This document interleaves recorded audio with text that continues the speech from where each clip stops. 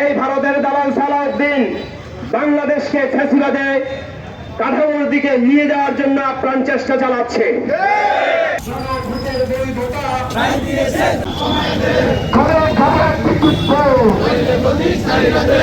এই সরকার যদি তাদের এই লাগাম টেনে ধরতে না পারেন, তাহলে সারা বাংলাদেশের মানুষ এই সরকারের লাগাম টেনে ধরবে।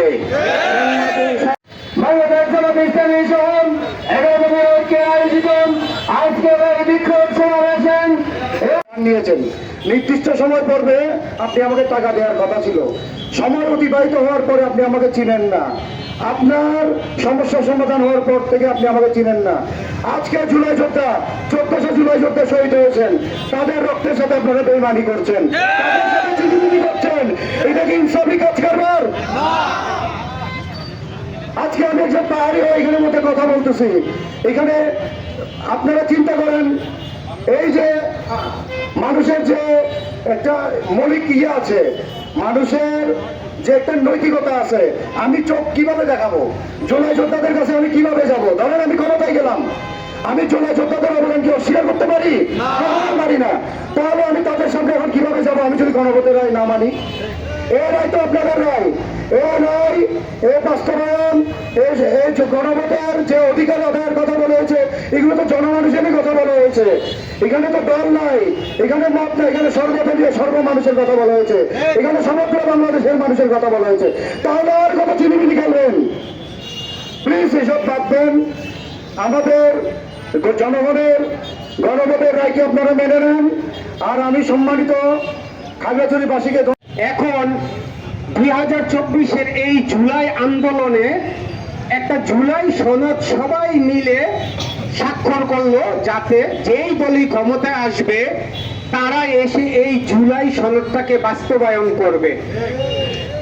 কিন্তু আমরা লক্ষ্য করলাম 133টা অধ্যাদেশের মধ্যে 113টা অধ্যাদেশ বাস্তবায়ন করার পরে, আইনে পরিণত করার পরে 20টা অধ্যাদেশ ওনারা বাদ করে দিল, যেটা আইনে পরিণত করলো না।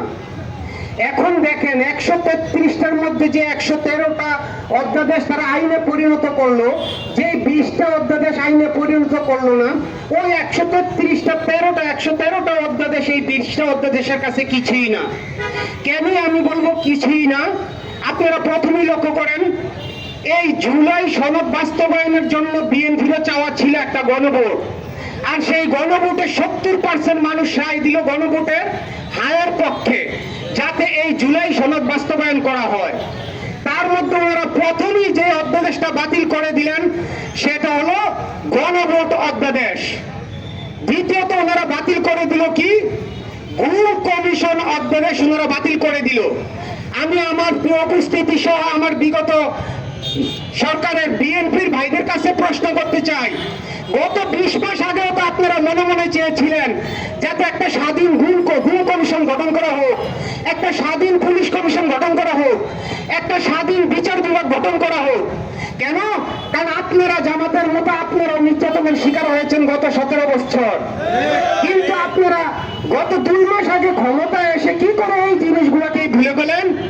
আপনারা স্বাধীন দুর্নীতি দমন কমিশন অধ্যাদেশ বাতিল করে দিয়েছেন, আপনারা স্বাধীন পুলিশ কমিশন অধ্যাদেশ বাতিল করে দিয়েছেন, আইনে পরিণত করেন নাই। আপনারা স্বাধীন বিচার বিভাগ অধ্যাদেশ বাতিল করে দিয়েছেন, আপনারা স্বাধীন মানবাধিকার কমিশন বাতিল করে দিয়েছেন। তাহলে কি আপনারা এই বাংলাদেশে মানবাধিকার প্রতিষ্ঠা করতে চান না? আপনারা কি এই দেশে স্বাধীন একটা পুলিশ কমিশন চান না? আমরা কি চাই?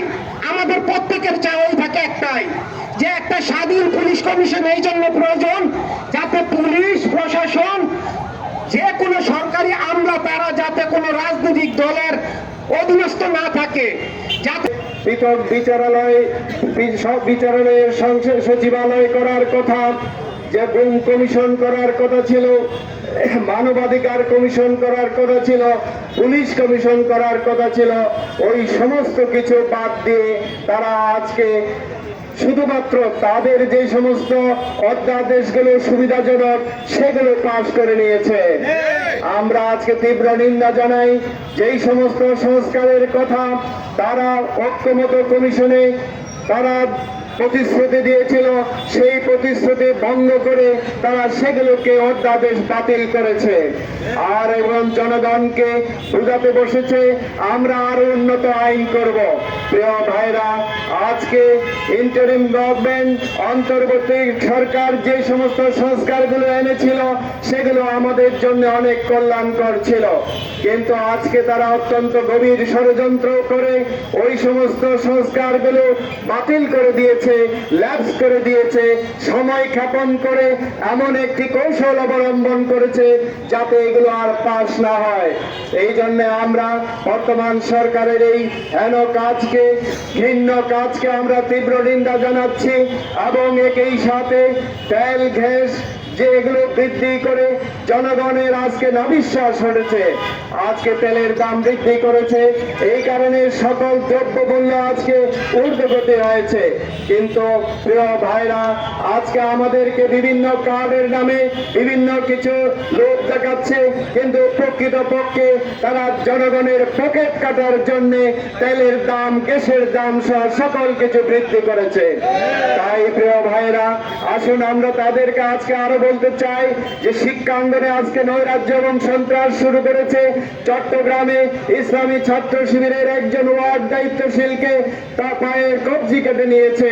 এইভাবে করে ঈশ্বরদী কলেজে তারা সংঘর্ষ করেছে।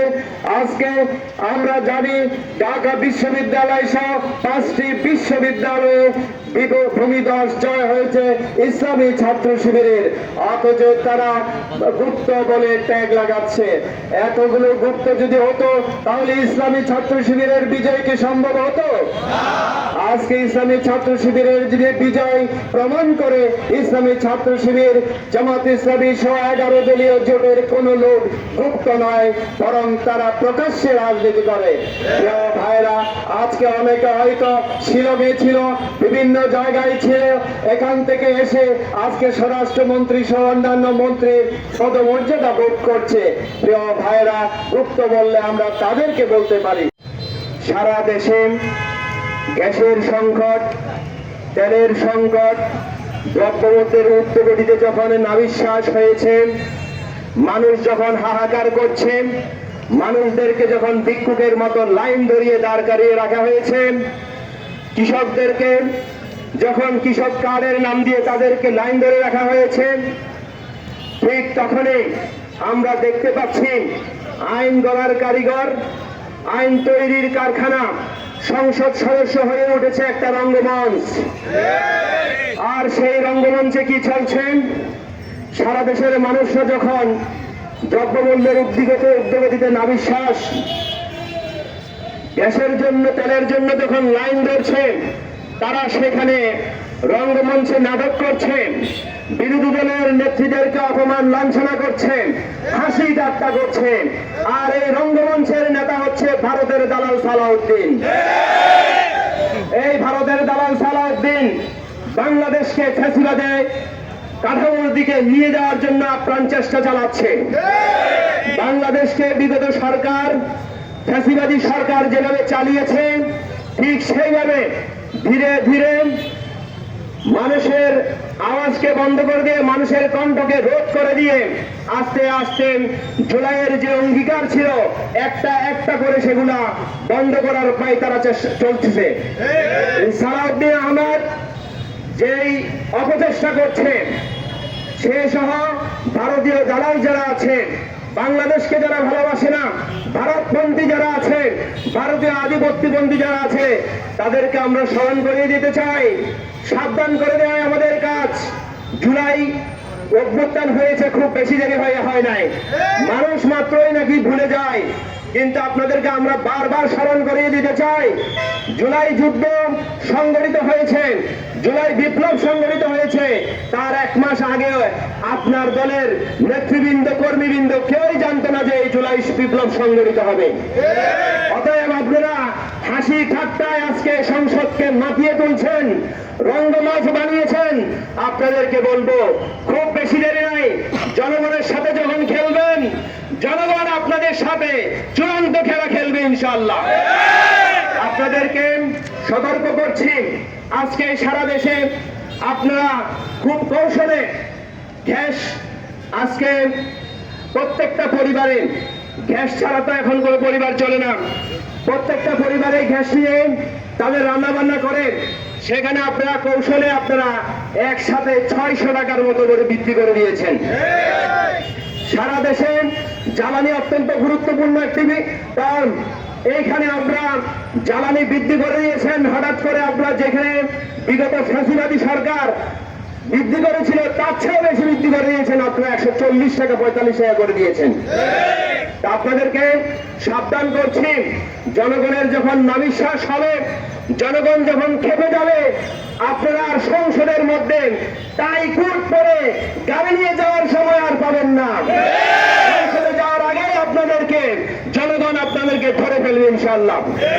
আগামীতে আপনাদেরকে মনে রাখতে হবে, ফ্যাসিবাদী কায়দায় এই বাংলাদেশে কোন সরকার টিকে নাই। এজন্য মনে রাখবেন, ফ্যাসিবাদী কায়দায় যদি আমাদের আন্দোলনকে দমাতে চান, আমাদেরকে গুপ্ত বলে, আমাদেরকে বিভিন্ন ট্যাগিং এর মাধ্যমে যদি দমিয়ে রাখতে চান, মনে রাখবেন রাজাকার শব্দ দিয়ে বিগত ফ্যাসিবাদ সরকার যেভাবে পতন হয়েছে, আপনাদের ওই সমাজ সেই সমস্ত গুপ্ত মার্কা শব্দ দিয়ে আপনাদের পতন হবে ইনশাআল্লাহ।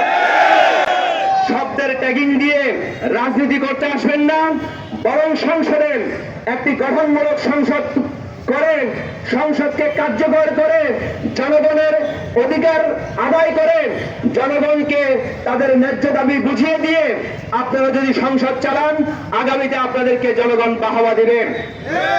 আর যদি জনগণকে ধোঁকা দেন, গ্যাসের দাম 600 টাকা বৃদ্ধি করে মা বোনদের জন্য গ্যাস কাট করে দিবেন, আজকালকার মা বোনেরা এত বোকা নয় কিন্তু।